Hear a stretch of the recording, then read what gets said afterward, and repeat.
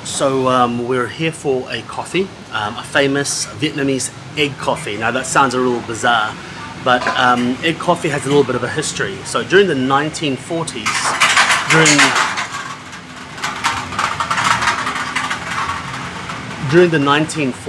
during the World War II era, they ran out of milk. There was a milk shortage, and so people were asking, how do we make coffee milky? So they ended up mixing sugar, egg, and making it frothy to make coffee milky. So that's where you get the egg coffee from. So it was invented by a guy, I forget the name now, it doesn't really matter. It's not a history class, but it's just something fascinating. But today we're going to have the egg coffee and also what they call cafe sur deux. Is that how you say it? Cafe sur deux, which is basically the filter on top of a cup, and they percolate the coffee slowly into a little base of condensed milk, and then once that's all done, you put it into a glass of ice, a tall glass of ice, and you have yourself iced coffee. So that's a or you can have it hot, but most people will have it iced coffee. In fact, I found that I've hardly seen anyone drinking hot coffee here. I haven't seen anyone drinking hot coffee at all. It's always cold iced coffee. So we're gonna have two types of coffee. Just a little bit of background on coffee in Vietnam as well. So Karen actually is not a coffee drinker, but Karen can drink the coffee here because the bean is different and it's quite sweet as well, like the way they make it. So the bean is Robusta, which is an Asian-based coffee bean, and it has about 50 to 70% more caffeine than normal Arabica that the Western world is used to. So it'll be interesting. We'll take you through.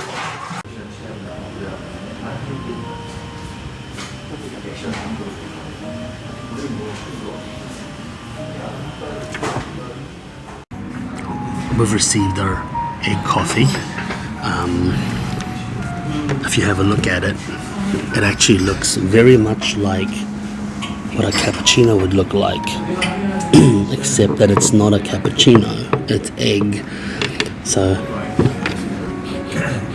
I can't really smell much. It smells sugary and a little bit of coffee smell, but I'm speaking quietly so I don't irritate people around us. But anyway, I'm going to try the egg.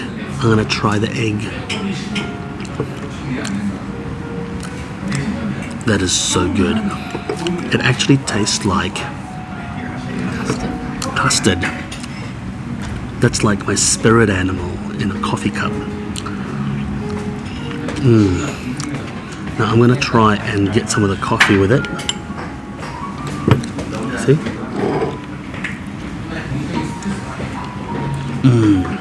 That coffee is intensely bitter, and that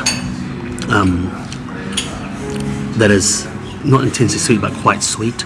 The coffee itself is quite a hard roast, and it's not like I've had street side coffees before, and I don't know if they're instant coffee or actual coffee grinds, but this is definitely, it tastes like coffee grinds to me. So it's got that nuttiness that's wholesome. But anyway, I'm gonna just stir that in, and then I'm gonna look at that.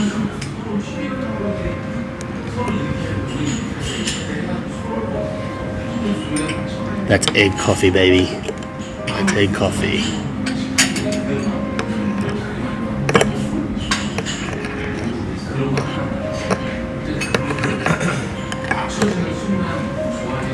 Yeah, if you don't stir it, there's only a little bit of coffee in the bottom.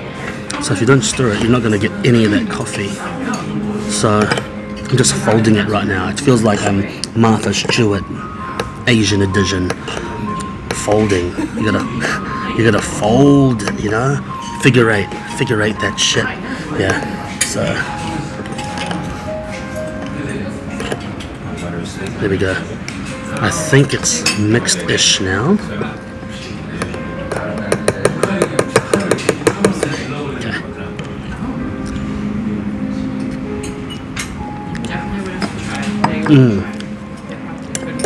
That is so good. And then the next one that we got is a cafe sur or a cafe sur deux, which some listed the same.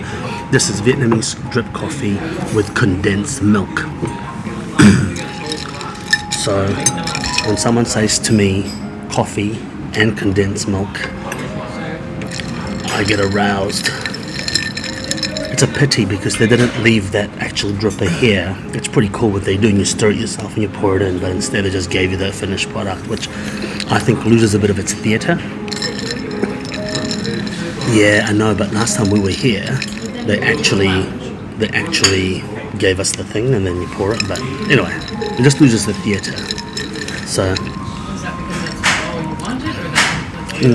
very easily, you can just drink that easy, palatable, and the straw is a sustainable bamboo blow dart type straw, because everywhere you go here, it's just like packaging, and I'm not a bleeding heart hippie, but it's just like there's so much packaging and everything. Very nice.